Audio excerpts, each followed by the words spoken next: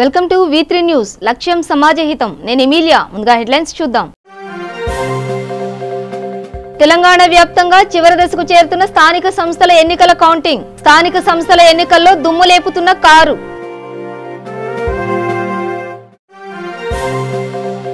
అద్వానీ, మురళీ మనోహర్ జోషిలను పెద్దల సభకు పంపనున్న బీజేపీ. గత ఎన్నికల విమర్శలను సరిదిద్దుకునే పనిలో పార్టీ అధిష్టానం. ప్రముఖులు, వీఐపీలు సంవత్సరానికి ఒక్కసారి మాత్రమే తిరుమలకు రావాలి. సామాన్య భక్తులకు ఇబ్బంది కలిగించవద్దన్న ఉపరాష్ట్రపతి వెంకయ్య నాయుడు. నేటి నుంచి విడతల వారీగా రైతు ఖాతాల్లోకి రైతు బంధు డబ్బులు. రైతు బంధు కోసం 6,900 కోట్లు విడుదల చేసిన తెలంగాణ ప్రభుత్వం.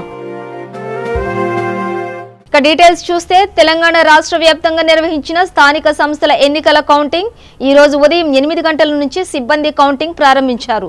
బ్యాలెట్ పేపర్ విధానంలో ఓటింగ్ నిర్వహించినందున ఫలితాలు కొంత ఆలస్యంగా వెలువడే అవకాశం ఉంది. సాయంత్రానికి పూర్తి వివరాలు ప్రకటించనున్నారు అధికారులు.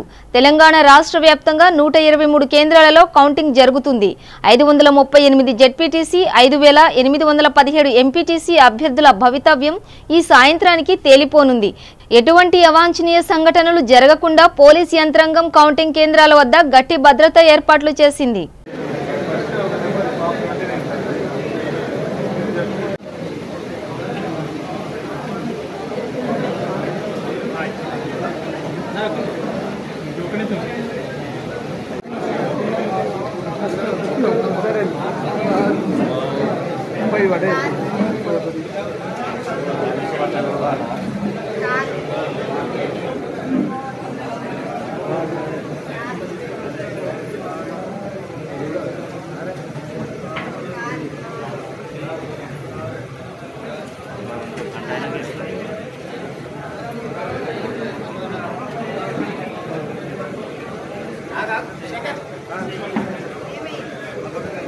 సార్వత్రిక ఎన్నికల్లో భారతీయ జనతా పార్టీ దిగ్గజ నాయకులు ఎల్కే అద్వానీ, మురళీ మనోహర్ జోషి వంటి వారిని పక్కన పెట్టి విమర్శలు ఎదుర్కొన్న పార్టీ పెద్దలు దిద్దుబాటు చర్యలకు దిగే సూచనలు కనిపిస్తున్నాయి. లోక్సభ ఎన్నికల్లో పక్కన పెట్టిన అద్వానీ, జోషితో పాటు సుష్మా స్వరాజ్లను రాజ్యసభకు పంపే యోచనలో పార్టీ ఉన్నట్టు సమాచారం. ఈ వారంలోనే సమావేశం నిర్వహించి దీనిపై నిర్ణయం తీసుకునే అవకాశం ఉంది. ఎన్నికల్లో పోటీ చేసే అభ్యర్థుల విషయంలో వయోపరిమితి విధించాలని నిర్ణయించిన బీజేపీ అధిష్టానం అన్నట్టే ఈసారి 75 ఏళ్లు దాటిన అద్వానీ, జోషిలకు టికెట్ కేటాయించలేదు. తాను వచ్చే ఎన్నికల్లో పోటీ చేయడం లేదని గత ఏడాదే సుష్మా స్వరాజ్ ప్రకటించారు. దీంతో ఈ ముగ్గురు నేతలు ప్రత్యక్ష ఎన్నికలకు దూరంగా ఉన్నారు. అయితే ఎంతో అనుభవం, పార్టీకి సుదీర్ఘకాలం సేవలందించిన పెద్దల్ని కావాలనే పక్కన పెట్టారంటూ ప్రధాని మోదీ, పార్టీ చీఫ్ అమిత్ షాలపై విమర్శల వర్షం కురిసింది. ముఖ్యంగా అద్వానీ స్థానాన్ని అమిత్ షాకు కేటాయించడం మరిన్ని ఆరోపణలకు కారణమైంది. ఈ పరిస్థితుల్లో తాజా నిర్ణయం ఈ విమర్శలన్నింటికీ సమాధానం అవుతుందని బీజేపీ అధిష్టానం యోచనగా తెలుస్తోంది. ప్రముఖులు, వీఐపీలు సంవత్సరానికి ఒక్కసారి మాత్రమే తిరుమలకు రావాలని ఉపరాష్ట్రపతి వెంకయ్య నాయుడు వ్యాఖ్యానించారు. నిన్న తిరుమలకు వచ్చిన ఆయన ఈ ఉదయం స్వామివారిని దర్శించుకున్నారు. ఆలయ అర్చకులు వెంకయ్య నాయుడికి స్వాగతం పలికారు. దర్శనానంతరం తీర్థ ప్రసాదాలు అందించారు. ఆలయం వెలుపలికి వచ్చిన తర్వాత వెంకయ్య నాయుడు మీడియాతో మాట్లాడుతూ సామాన్య భక్తులకు ఇబ్బంది లేకుండా చూసుకోవాలంటే ప్రముఖులు ఏడాదిలో ఒక్కసారి మాత్రమే వస్తే బాగుంటుందని అన్నారు. దేవుడిని దర్శించుకోవడం వల్ల మనసుకు ప్రశాంతత కలుగుతుందన్నారు. అవినీతి, అసమానతలు, ఘర్షణలు, ఆకలి దప్పికలు లేని సమాజాన్ని తాను కోరుకుంటున్నానని అన్నారు.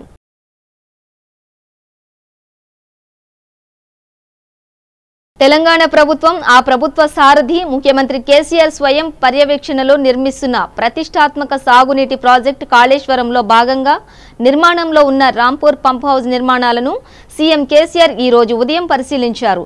జగిత్యాల జిల్లా రాంపూర్కు చేరుకున్న ఆయన నవయుగ చైర్మన్ విశ్వేశ్వరరావుతో పనుల పురోగతిపై చర్చించారు. లక్ష్యం మేరకు పనులు జరుగుతున్నాయా లేదా అన్నదానిపై ఆరా తీశారు. అనంతరం మేడిగడ్డ బ్యారేజీ పనులు పరిశీలించి అధికారులతో సమీక్ష నిర్వహించారు. 20 రోజుల క్రితమే మేడిగడ్డతో పాటు కన్నెపల్లి పంప్ హౌస్, తెలంగాణ విద్యుత్ ప్లాంట్ నిర్మాణ పనులను పరిశీలించిన సీఎం కేసీఆర్ ఇంత తక్కువ వ్యవధిలో మళ్లీ పనుల పరిశీలన చేయడం గమనార్హం. తొలకరి జల్లులు పలకరిస్తున్న వేళ ఏరువాక కోసం అన్నదాతకు భరోసానిచ్చేలా ప్రభుత్వం శుభవార్త చెప్పింది. పెట్టుబడి సాయంగా రైతు బంధు పథకం కింద 6,900 కోట్ల రూపాయలు విడుదల చేసింది. వీటిని మంగళవారం నుంచే రైతుల బ్యాంకు ఖాతాల్లో జమ చేయడానికి వ్యవసాయ శాఖ ఏర్పాట్లు ప్రారంభించింది. ఎకరానికి 5,000 రూపాయల చొప్పున రైతుల ఖాతాలో జమ చేస్తారు. గతేడాది 4,000 ఇవ్వగా ఈ ఏడాది నుంచి 5,000కు పెంచారు. మొత్తం 1,38,00,000 ఎకరాలకు సరిపడా నిధులను ప్రభుత్వం విడుదల చేసింది. ఇవి సరిపోక ఇంకా రైతులు ఎవరైనా మిగిలితే వారికి ఇవ్వడానికి కూడా ప్రభుత్వం సానుకూలంగా ఉంది. రెవెన్యూ శాఖ ఇప్పటికే 54.60 లక్షల పట్టాదారు పాస్ పుస్తకాలను రైతులకు ఇచ్చింది. ఇంకా మిగిలిన వారికి కూడా కొత్త పాస్ పుస్తకాలు ఇవ్వడానికి తహసీల్దార్లు ధరణి పోర్టల్లో డిజిటల్ సంతకం చేశారు. ఇలా సంతకాలు పూర్తయిన రైతులకు సైతం రైతు బంధు సొమ్ము ఇస్తామని వ్యవసాయ శాఖ తెలిపింది. వీరే కాకుండా అటవీ భూముల యాజమాన్య హక్కు కలిగిన వారి ఖాతాల్లోనూ వేస్తారు. ఎన్నికలకు ముందు శాసనసభలో ప్రవేశపెట్టిన మధ్యంతర బడ్జెట్లో 6,000 కోట్లను రైతు బంధు పథకానికి ప్రభుత్వం కేటాయించింది. ప్రస్తుత ఖరీఫ్లో మరో 900 కోట్లు అవసరమని వ్యవసాయ శాఖ తెలపడంతో మొత్తం 6,900 కోట్లు విడుదల చేసింది. విశాఖపట్నంలోని శారదా పీఠాన్ని సందర్శించుకునేందుకు ఈ ఉదయం 12 గంటల సమయంలో నగరానికి వచ్చిన ఏపీ సీఎం వైఎస్ జగన్ కు ప్రజలు, పార్టీ అభిమానులు ఘన స్వాగతం పలికారు. విశాఖ ఎయిర్పోర్టు నుంచి శారదా పీఠానికి దారితీసే మార్గాన్ని అందంగా అలంకరించారు. అడుగడుగునా తమ అభిమాన నేతకు స్వాగతం పలుకుతూ ఫ్లెక్సీలు ఏర్పాటు చేశారు. తెలుపు, నీలం రంగు బుడగలను పెద్ద ఎత్తున కట్టారు. 12:30 సమయంలో శారదా పీఠాన్ని చేరుకున్న జగన్ కు పీఠం నిర్వాహకులు మంగళ వాయిద్యాలతో స్వాగతం పలికారు. ఆపై స్వరూపానందేంద్ర సరస్వతి స్వామిని కలిసేందుకు ఆయన లోనికి వెళ్లారు. అనంతరం జగన్ రాజశ్యామల అమ్మవారికి పూజలు చేశారు. సీఎం జగన్ తొలి విశాఖ పర్యటన సందర్భంగా పోలీసులు కట్టుదిట్టమైన భద్రతా ఏర్పాట్లు చేశారు.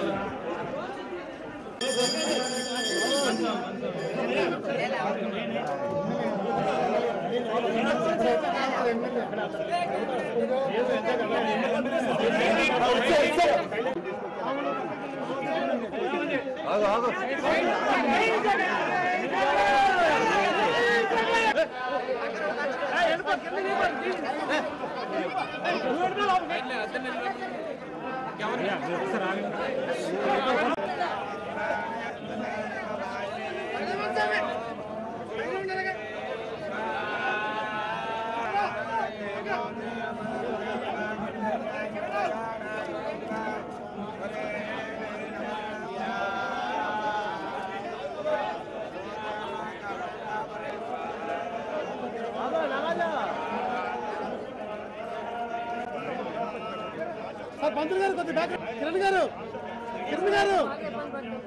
గారు కొంచెం బ్యాక్.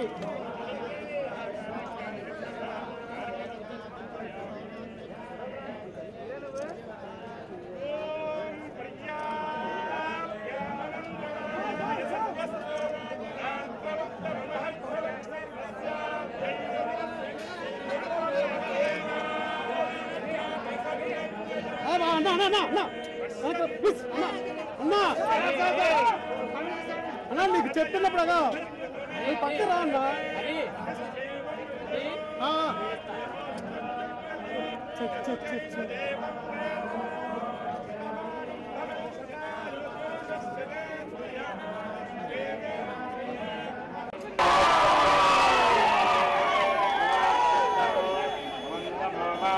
ప్రపంచ పర్యావరణ దినోత్సవం సందర్భంగా హైదరాబాద్ వనస్థలిపురంలోని ప్రభుత్వ పాఠశాలలో అవగాహన సమావేశం నిర్వహించారు.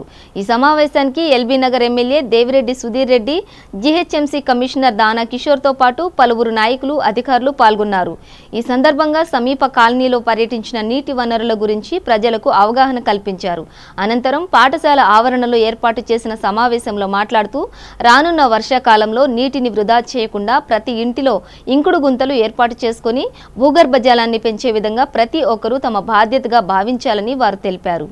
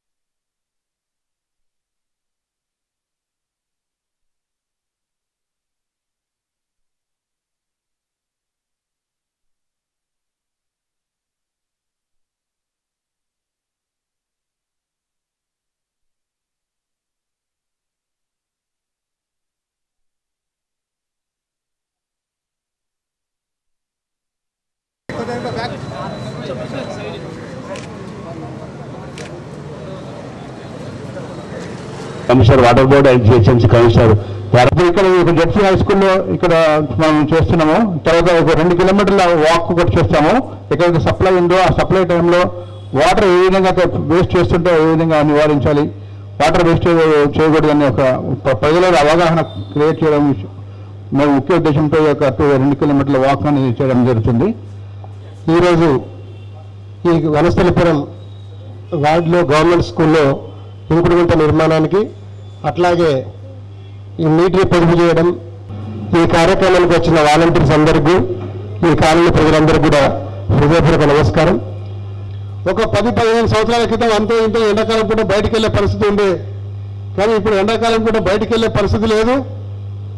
ఒక 20 నిమిషాలు కూడా బయట ఎండ తిరగలేని పరిస్థితి. ఎందుకంటే 40 నుంచి డిగ్రీలు 44, 45 దాకా వచ్చేసింది. రామగుండంలో ఇంకా అక్కడ 47, 48 దాకా వచ్చేసింది. దీనికి అంతటికి కారణం ఏంటంటే పర్యావరణాన్ని మనం పట్టించుకోకపోవడం వల్ల ఈ ప్రాబ్లమ్స్ వస్తున్నాయి. గతంలో ఇదే ప్రాంతంలో, ఈ పరిసర ప్రాంతాల్లో ఎక్కడ చూసినా 100 ఫీట్లు బోరింగ్ చేస్తే నీళ్లు పడేది. ఇప్పుడు హుడాసాయి నగర్లో మొన్న ఈ మధ్యన ఒక బోరింగ్ చేసి 1500 ఫీట్లు వేస్తే కేవలం దుమ్మే తప్ప పదం రాలేదు. దీనికి అంతటి కారణం ఏంటంటే హైదరాబాద్ కాంక్రీట్ జంగల్గా మారిపోవడము, ఇండ్లు రోడ్లు తప్ప ఇంకా వేరే లేకపోవడం వల్ల వర్షం పడ్డ నీళ్లు భూగర్భంలో ఇంకకుండా ఎక్కడికక్కడ రోడ్ల మీద పోయి ఓపెన్ డ్రైన్లో పడి మూసిలో పడిపోవడం వల్ల భూగర్భ జలాలు అడుగింటిపోతున్నాయి. కాబట్టి మనము మన రోజు దైనందిక జీవితంలో హైదరాబాద్ మెట్రో వాటర్ వర్క్స్ నుంచి అయితే నీళ్లు తీసుకుంటున్నామో ఆ నీళ్లు సరిపోక మనం ఒక 30% బోర్వెల్స్ మీద ఆధారపడుతున్నాం. ప్రతి ఒక్కరు జిహెచ్ఎంసీ జలమండలి కార్యక్రమం చాలా చక్కటి కార్యక్రమం చేపట్టారు. ఎందుకంటే ఫస్ట్ నేను పరిచయం చేసుకుంటాను సార్. నా పేరు K Srinivasarao, government teacher and సామాజికవేత్త. అయితే ఈ యొక్క సామాజిక కార్యక్రమాల్లో చురుకుగా పాల్గొంటూ అనేక కార్యక్రమాలు, సామాజిక కార్యక్రమాలు చేస్తూ ఉన్నాను. దానిలో భాగంగానే ఈ యొక్క షాందార్ హైదరాబాద్, స్వచ్ఛ హైదరాబాద్, తర్వాత జలమండలి కార్యక్రమం పెట్టినటువంటి కార్యక్రమాల్లో పాల్గొంటూ ఈ యొక్క కార్యక్రమం చేస్తున్నాను. దాంట్లో ఒక మెంబర్ని కూడా నేను. చాలా కాలం నుంచి పరిచితులు సుధీర్ రెడ్డి గారికి, శ్రీనివాస్ రెడ్డి గారు general commissioner, director projects Sridhar గారు, వేదిక మంత్రి కార్పొరేటర్ గారు, అలాగే ఇతర పెద్దలు, ఇక్కడ డిప్యూటీ కమిషనర్, ఇక్కడ ఎన్జిఓ ఎవరండి మీ పేరు? సురేంద్ర గారు, సేవ్ ఎర్త్ ఫౌండేషను, అలాగే ఇక్కడ చేసినటువంటి ప్రజలు, మీడియా, వాలంటీర్స్ అందరికీ నమస్కారాలు. నాకు చెప్పారు ఒక 1 అవర్ క్రితం ఒక దాదాపు 500 మంది ఉన్నారు ఇక్కడ, మనం లేటుకు వచ్చిన చెప్పారు. I'm sorry for that. మధ్యలో కొన్ని ఇన్స్పెక్షన్స్ ఉన్నాయి. హైదరాబాద్ జగద్గిరిగుట్ట వాటర్స్ వర్క్ కార్యాలయంలో జలమండలి అధికారులు సమీక్ష సమావేశం నిర్వహించారు. జగద్గిరిగుట్ట 126వ డివిజన్లో తాగునీటి సమస్యపై డివిజన్ కార్పొరేటర్ కోలుకులు జగన్ మరియు జలమండలి అధికారులు జిఎం రవీందర్ కుమార్, డిఎం రఘు మరియు జలమండలి సిబ్బంది, బస్తీ అసోసియేషన్ అధ్యక్షులు ఎర్ర లక్ష్మయ్య మరియు ఇతర బస్తీ నాయకుల ఆధ్వర్యంలో నీటి సమస్యపై సమీక్షా సమావేశం నిర్వహించారు. ఈ కార్యక్రమంలో బస్తీవాసులు మాట్లాడుతూ కొన్ని ప్రాంతాల్లో నీళ్లు రెగ్యులర్గా వస్తున్నాయి, అదే ప్రాంతంలోని మరికొన్ని బస్తీల్లో నీళ్లు 2-3 రోజులకొకసారి వదులుతున్నారు అని తెలియజేయడంతో అధికారులు సానుకూలంగా స్పందించి ఆ సమస్యలన్నీ తీరుస్తామని, అలాగే బస్తీల్లో నీటి వృధా అధికంగా ఉందని, ఈ రకంగా నీటి వృధా చేయకుండా అరికట్టడం ప్రతి పౌరుడి కర్తవ్యమని, ప్రతి పౌరుడు నీటిని వృధా కాకుండా నివారించాలని బస్తీవాసులతో ప్రతిజ్ఞ చేయించారు. కాబట్టి మనకు ఉన్నటువంటి సమస్యలు ఆ రకమైన సమస్యలు ఉన్నాయి. మరి దాన్ని అందరం కూడా మరి బస్సు అయితే మరి ఆఫీసర్స్ నేను చెప్తా ఉన్నాను.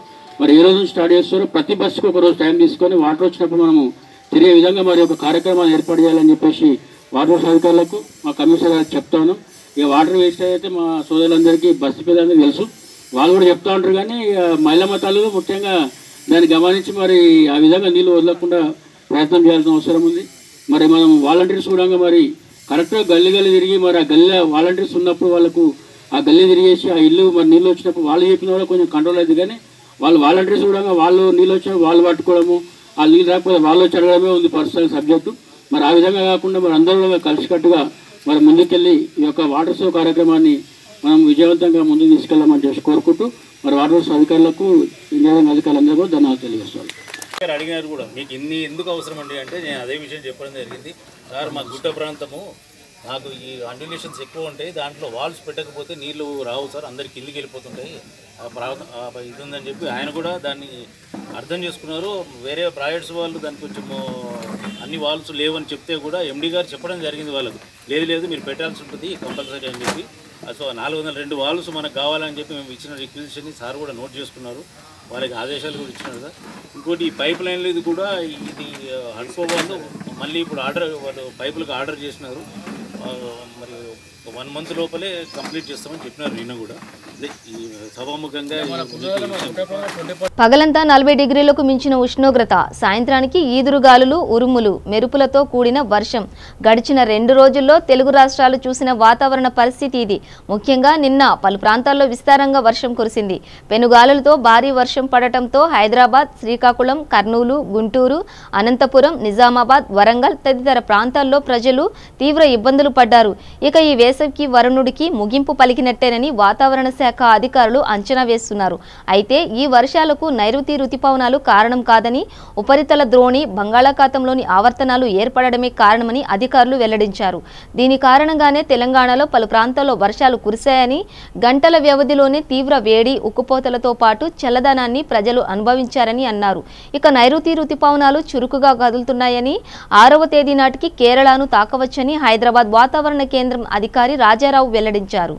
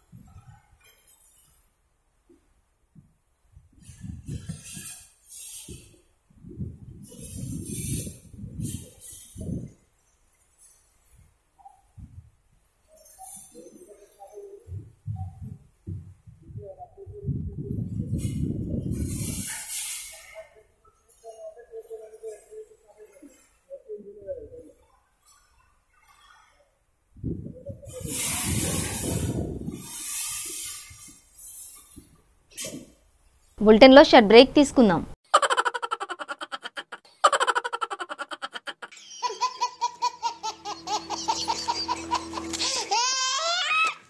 గిలిగిలిగా ప్రతిరోజు ఉదయం 11 గంటలకు, తిరిగి రాత్రి 9:30 ఓ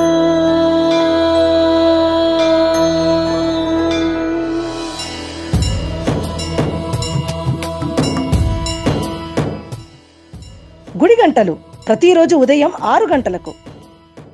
welcome back to V3 news. కష్టతరమైన బ్రెయిన్ ట్యూమర్ శస్త్రచికిత్స చేసి ఘనత సాధించారు కాంటినెంటల్ హాస్పిటల్ వైద్యులు. బ్రెయిన్ ట్యూమర్ వ్యాధితో బాధపడుతున్న యోమెన్ దేశపు రోగికి కాంటినెంటల్ హాస్పిటల్ వైద్యులు అరుదైన శస్త్రచికిత్స చేసి విజయం సాధించారు. ఈ సందర్భంగా ఏర్పాటు చేసిన మీడియా సమావేశంలో ఆసుపత్రి వైద్యులు పాల్గొని శస్త్రచికిత్స వివరాలను వెల్లడించారు. ఈ సందర్భంగా వైద్యులు రాజశేఖర్ రెడ్డి మాట్లాడుతూ రోగికి బ్రెయిన్ ట్యూమర్తో పాటు క్యాన్సర్ వ్యాధి ఉందని, సాధారణంగా శస్త్రచికిత్స జరిగితే రోగిలో ఏదో ఒక లోపం ఏర్పడటమో మృతి చెందడమో జరుగుతుందన్నారు. రోగి తమను సంప్రదించిన సమయానికి క్లిష్టమైన స్థితిలో ఉన్నారని, సమస్య తీవ్రంగా ఉన్నా కానీ శస్త్రచికిత్సను నిర్వహించామని, ప్రస్తుతం అతడు పూర్తి ఆరోగ్యంతో స్వదేశానికి వెళ్తున్నట్లు తెలిపారు. రోగి ఇబ్రహీం మాట్లాడుతూ చాలా క్లిష్టమైన పరిస్థితిలో ఉన్న నన్ను ఆపరేషన్ చేసి ఆరోగ్యవంతుని చేసినందుకు ఆనందంతో వైద్యులకు కృతజ్ఞతలు తెలిపారు. లెఫ్ట్ సైడెడ్ లిమ్స్ అంటే ఎడం చేతి కాలు చెయ్యి వీక్ గా ఉండటం వల్ల పడిపోతూ ఉండేవాడు, వాష్రూమ్ కూడా వెళ్ళగలిగేవాడు కాదు.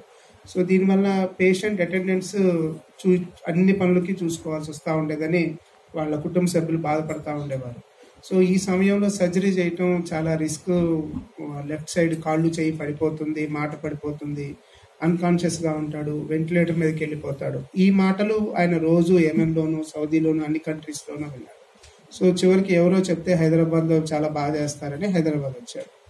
హైదరాబాద్ వచ్చిన తర్వాత 2-3 హాస్పిటల్ కూడా వెళ్తే ఎవరైనా బ్రెయిన్ ట్యూమర్ సర్జరీ అంటే రిస్క్ చెప్తూనే ఉంటారు. ఎందుకంటే బ్రెయిన్ లో ఏ పార్ట్ని అంటుకుంటే దానికి సంబంధించిన ఫంక్షన్ ఏదో ఒకటి దెబ్బతింటూ ఉంటుంది. సో ఈ పేషెంట్ కి రైట్ సైడ్ మోటార్ కార్టెక్స్ అంటే ఎడమ కాలు చెయ్యి కదిలించే నరాల దగ్గరే కుడి పక్క బ్రెయిన్ లో ట్యూమర్ ఉంది. ఇక్కడ ఒక చిన్న కుడి ఎడమ కన్ఫ్యూజన్ వస్తూ ఉంటుంది. ఏదైనా బ్రెయిన్ ట్యూమర్ ఎడమ పక్కన ఉంటే కుడి కాలు కుడి చేయి పడిపోతుంది, ఎందుకంటే బ్రెయిన్ లో రివర్స్ ఉంటుంది అనమాట. సో ఈ పేషెంట్ కి రైట్ సైడ్ బ్రెయిన్ ట్యూమర్ ఉండటం వల్ల లెఫ్ట్ సైడ్ కాలు చేయి సరిగా పనిచేయట్లేదు. సో ఈ హోప్తో మళ్ళీ నేను తిరిగి వేరే కంట్రీ వెళ్ళాలి అంటే నా కాలు చేయి సరిగా లేకపోతే ఆయన ఇక్కడి నుంచి ట్రావెల్ చేయటమే కష్టం. మేము కూడా ఇవన్నీ ఊహించాం చాలాసార్లు. మేము కొన్ని ఇంటర్నేషనల్ పేషెంట్ సర్జరీ చేసిన తర్వాత వాళ్ళు 2 టికెట్లు కొనుక్కుని వెళ్ళలేరు, ఒక రో టికెట్లు మొత్తం కొనుక్కుని ఇంటికి తీసుకెళ్లవలసిన పరిస్థితి ఉంటుంది. ఎందుకంటే పేషెంట్ స్ట్రెచర్ లో పోతూ ఉంటాడు, ట్రికాస్టమీ చేయాల్సి వస్తూ ఉంటుంది, బోన్ ఫ్లాప్ ఉండదు, ఫిట్ టు ఫ్లై ఉండరు వాళ్ళు. సో ఒక 6-7 టికెట్లు కొనుక్కుని ఆ చైర్స్ తీసుకుని ఫ్లై చేయాల్సిన పరిస్థితిలో. So when ever he's talk and ఎప్పుడైనా సర్జరీ గురించి మాట్లాడిన కాలు చేయబడిపోతే నేను నడుచుకుంటా ఊరెళ్తే చాలు, ఇది ఆయన మెయిన్ కన్సర్న్ అంటూ. Thank you for taking the time to be here in this very hot afternoon. Really appreciate you coming here. However, as we have discussed very briefly with our consultants here, that we are here for a very important cause, and that is to spread the awareness and increase the levels of awareness about brain tumors. And I think that's the main point that we're trying to make here, that here is a person who has come to us among many who come to us and is going back perfectly fine as far as the parameters are concerned. And this is something that we want to showcase as well, is that we have a multidisciplinary and a very comprehensive approach with the clinical expertise that is end to end with our consultants here, not just with the neurosciences, but also look at the multidisciplinary approach that we have with the oncology team as well.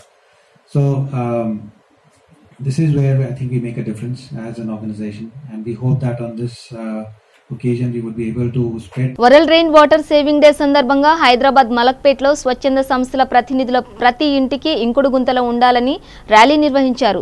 వర్షం నీటిని వృధా చేయకుండా ఇంకుడు గుంతల ద్వారా భూగర్భ జలాన్ని పెంచాలని కోరుతూ సేవ్ రైన్ వాటర్ అని నినాదించారు.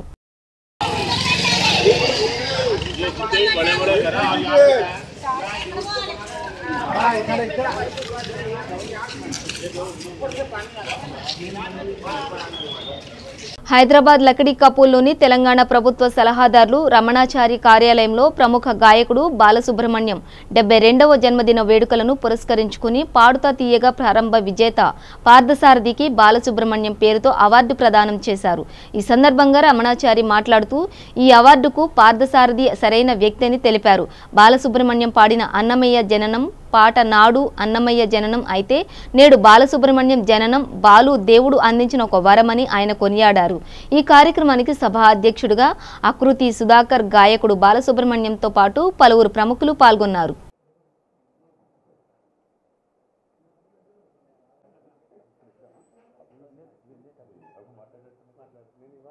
తెలుగునాట ఉండేటువంటి వాళ్ళకందరికీ కూడా ఒక పండుగ రోజు. ముఖ్యంగా ప్రపంచంలో ఉండేటువంటి తెలుగు గాయని గాయకులందరికీ కూడా ఒక గొప్ప స్ఫూర్తిని అందించేటువంటి రోజు. తన 72వ ఏట కూడా ఇవాళకి 72-73 ఏళ్ళు వచ్చినా ఇవాళకి ఇంకా పాడగలుగుతూ అందరినీ ఆనందింపజేస్తున్నాడు అని చెప్పంటే అది భగవంతుని యొక్క అనుగ్రహం, భగవంతుడి యొక్క ఆశీర్వాదం అనే భావించాలి. శ్రీపతి పండితారాధ్యుల బాలసుబ్రహ్మణ్యం గారికి ఈ సందర్భంగా మరొకసారి జన్మదిన శుభాకాంక్షలు తెలుపుతూ, ఆకృతి సుధాకర్ చేసిన మంచి పని ఏంటంటే వారి జన్మదిన సందర్భంగా ఒక పురస్కారాన్ని వర్ధిష్టమైనటువంటి వాళ్ళకి ఇవ్వాలని చెప్పని ఆ రకంగా చిరంజీవి నేమాని పార్థసారథి గారికి, అంటే ఎస్పి బాలసుబ్రహ్మణ్యం గారి యొక్క మానసపుత్రుడు అనిపించుకున్నంత స్థాయిలో ఉన్న నేమాని పార్థసారథి గారికి బాలసుబ్రహ్మణ్యం పేరిట ఈ పురస్కారాన్ని అందించడం ఎంతో ఆనందకరమైనటువంటి విషయం. ఆ రకంగా ఎస్పి బాలు పేరిట ఉన్నటువంటి పురస్కారాన్ని అందుకున్న పార్థసారథికి కూడా ఈ సందర్భంగా నా అభినందనలు. పార్థసారథి ఈ సందర్భంగా జరిగినటువంటి సభలో అన్నమయ్య జననం అని చెప్పని ఒక పాట పల్లవిని అందించారు మనకు. ఆ పాట పల్లవి అందించిన దాన్ని బట్టి చూస్తే ఆ రోజుల్లో అన్నమయ్య జననం అయితే ఈరోజు ఎస్పి బాలు జననం. బహుశా అన్నమయ్యనే ఎస్పి బాలులాగా అవతరించినాడేమో అన్నంత ఆనందం కలుగుతుంది అందరికీ ఆ పల్లవి వింటుంటే. మరొకసారి ఎస్పి బాలు గారికి, చిరంజీవి నేమాని పార్థసారథికి నా అభినందనలు. ప్రసిద్ధ సినీ గాయకులు డాక్టర్ ఎస్పి బాలసుబ్రహ్మణ్యం గారి 73వ పుట్టినరోజు. ఆయన 1966లో సినీ రంగ ప్రవేశం చేసి ఘంటసాల గారు ఎంతో ప్రముఖమైన గాయకుడిగా కొనసాగుతున్న రోజుల్లో మరి బాలసుబ్రహ్మణ్యం గారు సినీ రంగ ప్రవేశం చేసి శ్రీ శ్రీ శ్రీ మర్యాద రామన్న అనే చిత్రం ద్వారా మొట్టమొదటిసారిగా పాట పాడి సినీ రంగంలోకి అలా అవకాశాన్ని వారు పొందారు. ఆ తర్వాత ఎన్నో పాటలు, అటు కృష్ణ, ముఖ్యంగా కృష్ణ గారికి ఆయన పాడిన పాటలు ఎంతో ప్రాచుర్యాన్ని పొంది తదనంతర కాలంలో మిగతా ప్రముఖులైన ఎన్టీఆర్, అక్కినేని నాగేశ్వరరావు, శోభన్ బాబు లాంటి నటులకు కూడా ఆయన పాటలు పాడి మరి ఎంతగానో వారి అభివృద్ధికి కూడా ఒక విధంగా చెప్పాలంటే దోహదపడ్డారు. ఆ తర్వాత ఆయన భాగ్యనగర్ మహిళా సంఘం మొదటి వార్షికోత్సవ హైదరాబాద్లోని శ్రీ లక్ష్మీ కన్వెన్షన్ హాల్ కర్మన్ ఘాట్లో ఘనంగా నిర్వహించారు. ఉప్పల నిర్మల అధ్యక్షతనలో నిర్వహించిన కార్యక్రమంలో ఆమె మాట్లాడుతూ సంవత్సరంలో అనేక సేవారంగ కార్యక్రమాలు జరుపుకోవడం జరిగిందన్నారు. పలు సంస్థలలో, అనాథ ఆశ్రమాలలో సేవా రంగాలలో పాల్గొనడం సంతోషంగా ఉందన్నారు. ప్రతి మహిళ అనేక రంగాలలో ముందుండి పనిచేయాలన్నారు. భాగ్యనగర్ మహిళా సంఘాలను ఆదర్శంగా తీసుకోవాలని ఉప్పల నిర్మల అన్నారు.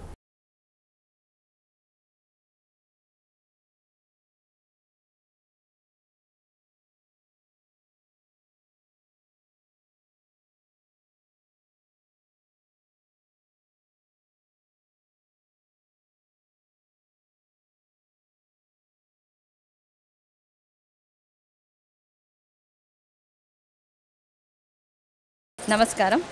భాగ్యనగర్ మహిళా సంఘంది ఇవాళ మొదటి వార్షికోత్సవ దినోత్సవాలు జరుపుకుంటున్నాం ఇక్కడ లక్ష్మీ కన్వెన్షన్ హాల్ కర్మన్ ఘట్లో. మేము స్టార్ట్ చేసి 1 year అయినా మా చేసే సేవలు చాలా ఉన్నాయండి. చెప్పాలంటే నియర్లీ మేము ఒక్క సంవత్సరంలో ఒక 30-40 సేవా ప్రోగ్రామ్స్ చేసాం. ఎలా అంటే అనాథ పిల్లలకి బుక్స్ ఇవ్వడం కానివ్వండి, మహిళలకు గ్రూప్స్ చేయడం కానివ్వండి, ఏ విధంగా అయినా వికలాంగులకి ఓల్డ్ ఏజ్ హోమ్లో సేవ, ఫ్రూట్స్ అని. ఇది మన ఏంటంటే ఇది. బులెటిన్ ముగించే ముందు హెడ్లైన్స్ మరోసారి. తెలంగాణ వ్యాప్తంగా చివరి దశకు చేరుతున్న స్థానిక సంస్థల ఎన్నికల కౌంటింగ్. స్థానిక సంస్థల ఎన్నికల్లో దుమ్ము లేపుతున్న కారు.